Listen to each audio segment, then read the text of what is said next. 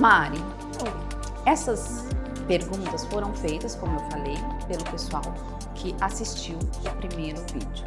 Eu vou ler para você alguma dessas perguntas e gostaria que você respondesse. Uma coisa legal que muitos nutricionistas fazem dentro de consultório é você fazer pequenas metas que são realistas e que não sejam difíceis de ser alcançadas, né? Que sejam aquele famoso passo de bebê, né? A gente vai reaprendendo aos poucos a manter um relacionamento melhor com a comida.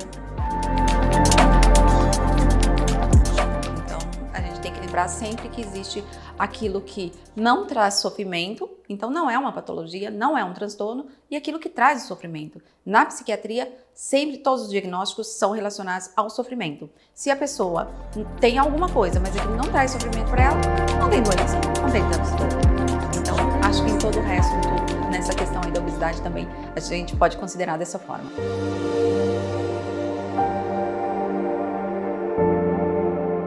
Olá pessoal, eu sou a Ive, sou médica psiquiatra e aqui é o canal Conecta Psiquiatria.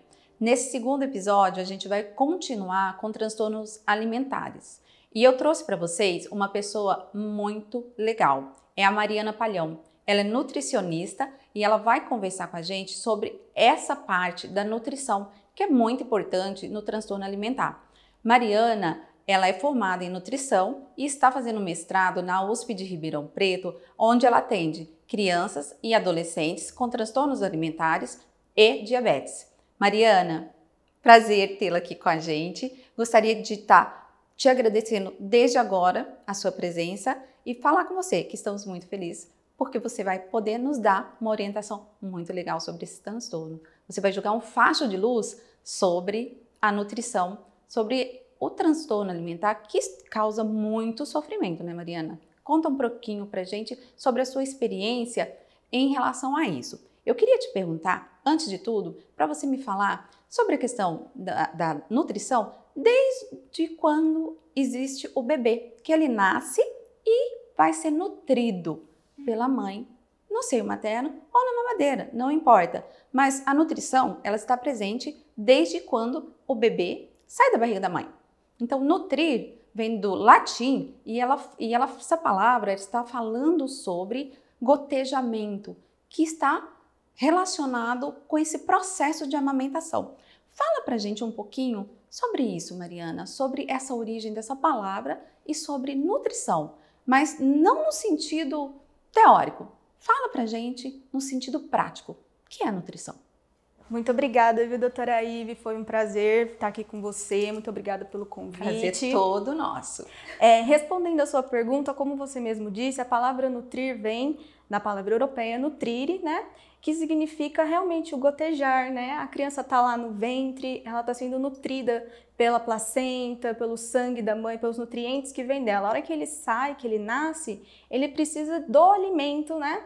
Que primeiramente seria o leite ou materno ou então na fórmula, para ele poder crescer e se desenvolver. Muito obrigada, Mariana. Imagina. Ótimo. Bom, aqui eu quero falar para vocês o seguinte. O nosso primeiro vídeo a gente trouxe a Sueli. E a Sueli trouxe uma experiência muito rica para nós sobre anorexia. O que aconteceu? Esse vídeo foi assistido por várias pessoas e muitas dessas pessoas tinham transtornos alimentares. E elas entraram em contato com a Sueli, o que me deixou assim, super feliz, e colocaram muitas perguntas sobre a questão da nutrição. Com isso, o que aconteceu? Eu vou aqui citar alguma dessas grupos que dão apoio e suporte para pessoas com transtornos alimentares como anorexia, bulimia e mais alguns outros. Então, eu quero citar duas coisas. Os grupos Geta, Proata, Grata e Ambolim, que são todos eles voltados para o suporte multidisciplinar dos transtornos alimentares. Então, muito obrigada, meninas, a Gabi, a Marcela, a Natália, a Ju, a Bia, todas essas que mandaram perguntas para nós sobre esses, que elas tinham dúvida na parte nutricional. Então, primeiramente, muito obrigada, meninas, por terem mandado pra gente essas perguntas. Porque é isso, o canal Conecta é para conectar conhecimentos. E mais do que isso, não só conhecimentos, como experiências não unilaterais, mas multidisciplinar e multidimensional. É esse o objetivo do canal Conecta. Então, para expressar o meu agradecimento a vocês, eu trouxe aqui, ó, que a Sueli fez e me entregou no primeiro dia que a gente fez a entrevista. Esse é o símbolo do pessoal que tem transtorno alimentar. Esse símbolo ele é muito importante, porque ele une uma imensidade de pessoas. E nessa união criou-se como se fosse uma borboleta saindo do seu casulo. Porque esse símbolo quer dizer um renascimento de um transtorno que aprisiona. Como o casulo da borboleta aprisiona a borboleta antes dela de ter a percepção da beleza que ela tem, esse símbolo é para mostrar que em todos nós temos o germe que vai dar essa borboleta linda que está aqui e que vai ter asas e vai voar, gente, vai voar no universo e trazendo muita beleza a todos nós. Então, mais uma vez, muito obrigada, meninas e meninos, não é só mulheres, todos nós podemos ter transtornos alimentares. Então, muito obrigada, novamente. Mari, Oi. Essas perguntas foram feitas, como eu falei, pelo pessoal que assistiu o primeiro vídeo. Eu vou ler para você alguma dessas perguntas e gostaria que você respondesse, tudo bem? Tudo bem, Okay. Vamos lá. Então, nós sabemos que a alimentação e o ato de nutrir vem muito ligado com o ato de quando o bebê, logo quando nasce, começa a se nutrir através do leite que a mãe oferta para o bebê. Porque é muito mais do que nutrição. Certo. É muito mais do que alimentar o corpo em crescimento, né, Mari? Uhum. Nesse momento tem uma conexão muito forte entre o bebê e a mãe.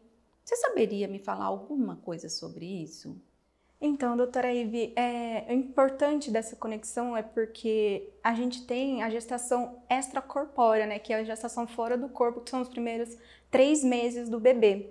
Então, essa conexão é extremamente importante porque cria um vínculo com a mãe de proteção, do bebê estar sabendo que ele está ali sendo protegido, que ele vai ter um acolhimento, que ele vai estar sempre no ambiente familiar dele, né? Então, a gente tem essa gestação extracorpórea para poder realmente fazer o bebê se sentir amado, se sentir protegido, e a amamentação só fortifica esse vínculo. E também as fórmulas também a gente tem esse vínculo, porque a mãe está sempre segurando o bebê, está fazendo carinho nele. Então é algo que realmente é importante para o bebê, para ele realmente se sentir uma pessoa, né? Sentir que ele já nasceu. Entendi. É até muito interessante isso que você falou, porque me fez conectar com um passado meu, quando eu estava na graduação ainda. Eu fiz iniciação científica e o meu projeto era na pediatria. E eu trabalhava com crianças que nasciam de baixo peso e pré-termo.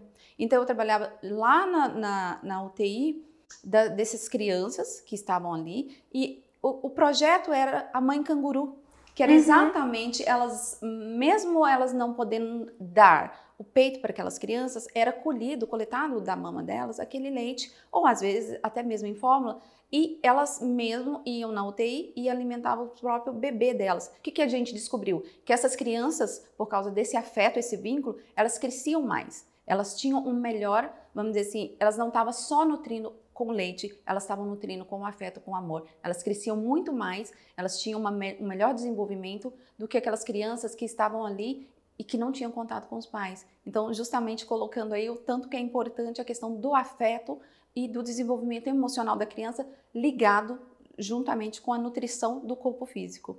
Excelente, muito obrigada, viu, Mariana?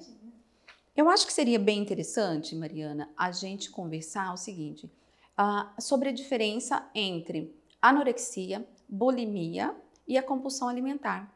O que você, na sua experiência, poderia estar falando aqui que você percebe na dificuldade desses diagnósticos e quais as confusões que pode ter? Você poderia falar alguma coisa? Claro, com certeza. Então, a anorexia, ela é o transtorno alimentar mais difícil de ser diagnosticado, porque a pessoa, ela consegue esconder muito mais fácil. A gente só consegue perceber mesmo quando ela começa a perder muito peso, né? Porque, ou então a gente percebe que ela não está comendo, ela fala que comeu e não comeu, ela coloca a comida no prato, mas espera todo mundo terminar para ela poder jogar fora. Então é um transtorno alimentar muito difícil de ser diagnosticado. Quando a gente diagnostica, ele já tá bem desnutrido, é muito mais difícil de ser tratado. Mas a gente, com o tempo, a gente consegue com certeza, né, fazer esse tratamento. A bulimia já é um pouquinho mais fácil, porque a pessoa ela come, mas depois ela acaba vomitando. Então, os pais, né, os responsáveis, eles conseguem ouvir a criança vomitando, ela vê que a pessoa sai da mesa para ir ao banheiro muitas vezes. Então, já é um pouquinho mais fácil você diagnosticar. Muitas vezes também é um pouco mais difícil, porque muitos pais não estão presentes na vida dessas crianças e adolescentes, mas quando estão, às vezes é um pouquinho mais fácil de diagnosticar.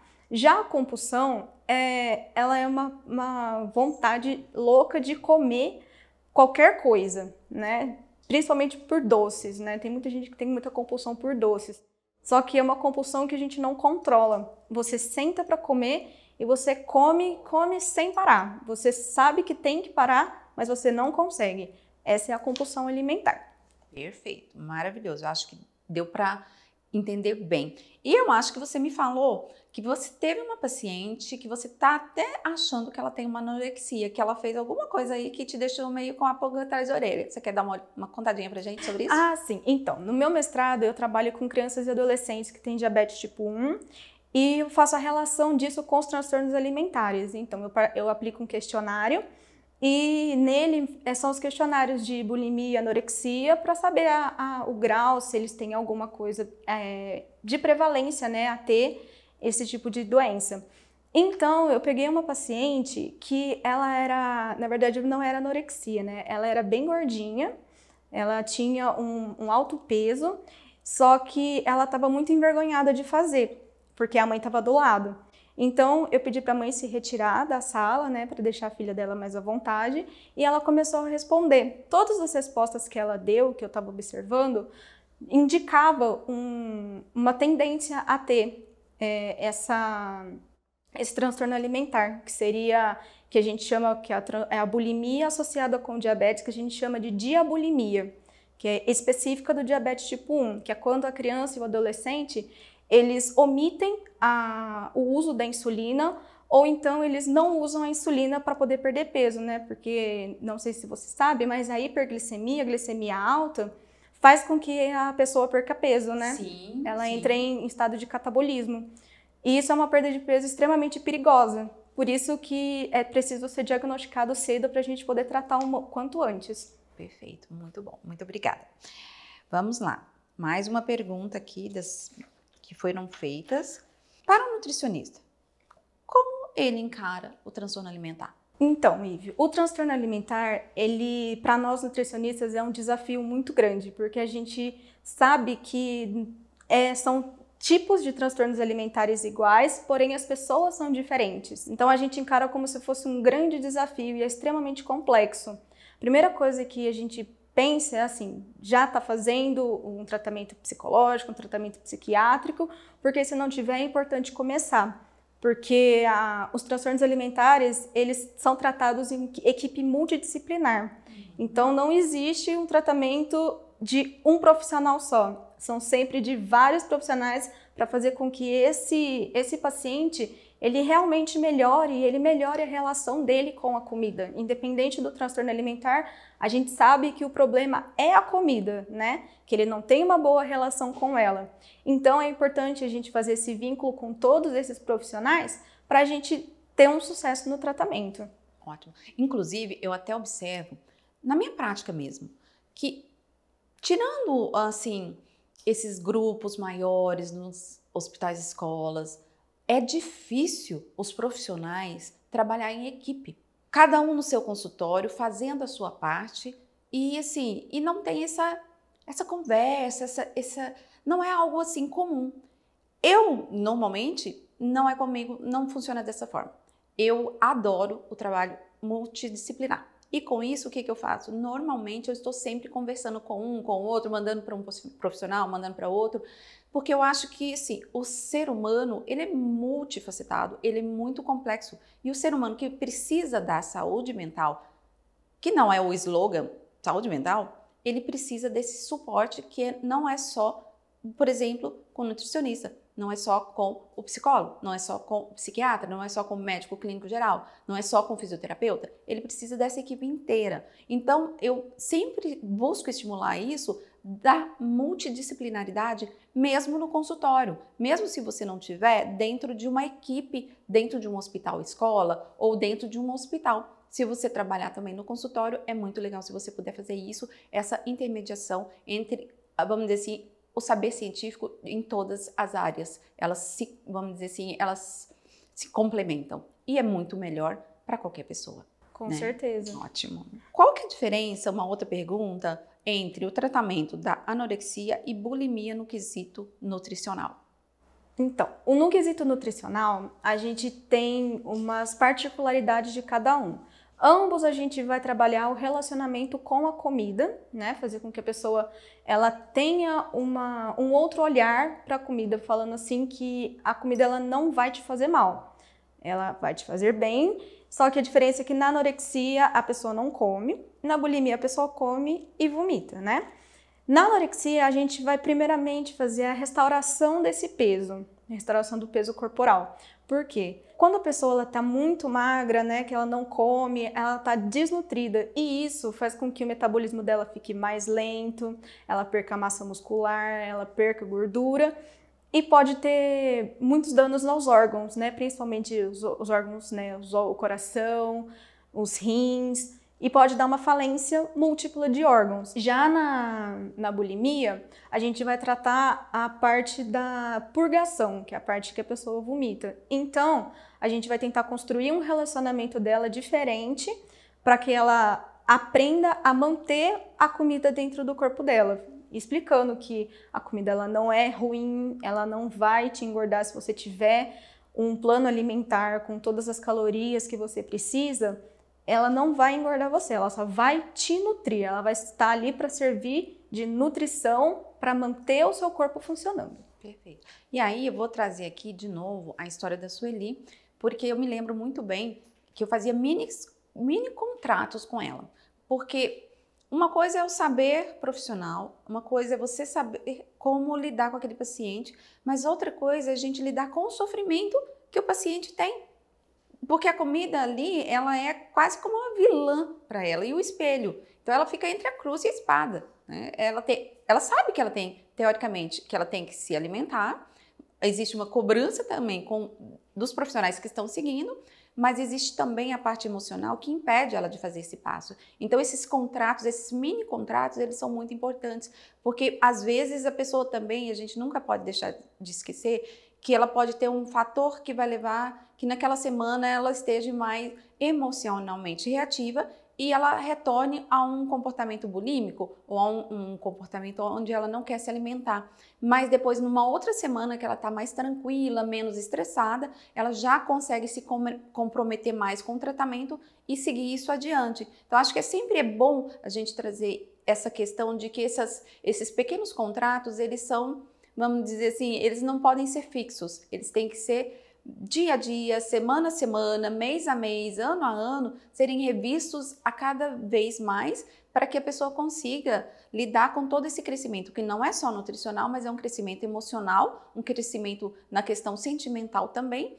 e no coletivo, com todo mundo que cerca essas pessoas. Então, acho que isso é bastante importante colocar. E essa experiência com a Sueli foi muito importante para mim. Com certeza. Uma coisa legal que muitos nutricionistas fazem dentro de consultório é você fazer pequenas metas que são realistas e que não sejam difíceis de ser alcançadas, né? Que sejam aquele famoso passo de bebê, né? A gente vai reaprendendo aos poucos a manter um relacionamento melhor com a comida. Ótimo, muito bom.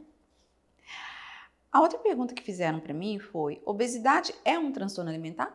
Tecnicamente, não. Em si, a obesidade não é um transtorno alimentar. Ela é caracterizada como uma doença crônica, né? Que é o acúmulo de gordura visceral, de gordura no corpo. Porém, a obesidade, ela pode estar associada com o transtorno alimentar, da compulsão, que a gente já conversou, né? Então, você pode ter o transtorno da compulsão alimentar e desenvolver a obesidade, ou então você pode ter a obesidade e acabar desenvolvendo uma compulsão. Por quê? Porque você não consegue voltar ao seu peso, você fica deprimido, você fica triste, e aí você começa a descontar isso em algumas coisas, e uma delas é na comida. Na comida. Que é legal também da gente observar que muitas vezes a pessoa tá, vamos dizer assim, super feliz com o que ela vê no espelho, sem nenhum problema. Então, às vezes a pessoa ela é mais cheinha, ela tem um pouquinho mais de gordura, mas aquilo para ela é tranquilo. Eu me lembro bem do gordo, do Jô Soares, que infelizmente já não tá mais aqui entre a gente, mas que ele tava super de boa e todo mundo amava aquele gordo lindo, né? Mas outras pessoas vão ter a questão do espelho, da imagem, e isso vai fazer com que elas tenham uma infelicidade e trazer muitos problemas emocionais e psicológicos. Então, a gente tem que lembrar sempre que existe aquilo que não traz sofrimento, então não é uma patologia, não é um transtorno, e aquilo que traz o sofrimento. Na psiquiatria, sempre todos os diagnósticos são relacionados ao sofrimento. Se a pessoa tem alguma coisa, mas aquilo não traz sofrimento para ela, não tem doença, não tem transtorno. Então, acho que em todo o resto, nessa questão aí da obesidade também, a gente pode considerar dessa forma. Com certeza podemos. Fazer dieta favorece o desenvolvimento de transtornos alimentares, Mari? Então, vai depender. Porque se você for em um nutricionista e fizer um plano alimentar, ele passar um plano alimentar específico para você, porque a gente sempre fala na nutrição que dieta é individualizada para cada ser humano, né? Não existe uma dieta coletiva que todo mundo deve seguir. Se você for no nutricionista e ele passar um plano alimentar específico para você, não causa transtorno alimentar. Porém, se você pegar aquelas dietas que a gente sempre vê na internet, né? É possível sim, porque elas são baseadas em baixas calorias. Então, vamos supor que uma pessoa precisa de 2.000 calorias durante o dia para sobreviver, né? Para manter o corpo funcionando. Se a gente pega essas dietas da internet, elas vão ter 1.900 calorias, 800 calorias, então a pessoa ela vai estar num déficit calórico muito grande, ela vai perder peso muito rápido, porque tá em déficit calórico, só que depois que ela vê que ela emagreceu e ela volta a comer normalmente de novo, ela vai ganhar todo o peso que ela tinha, às vezes até mais. Então fica naquele famoso efeito sanfona, né? Então engorda, emagrece, engorda, emagrece. Por isso que é sempre importante procurar um profissional antes de você querer fazer uma dieta.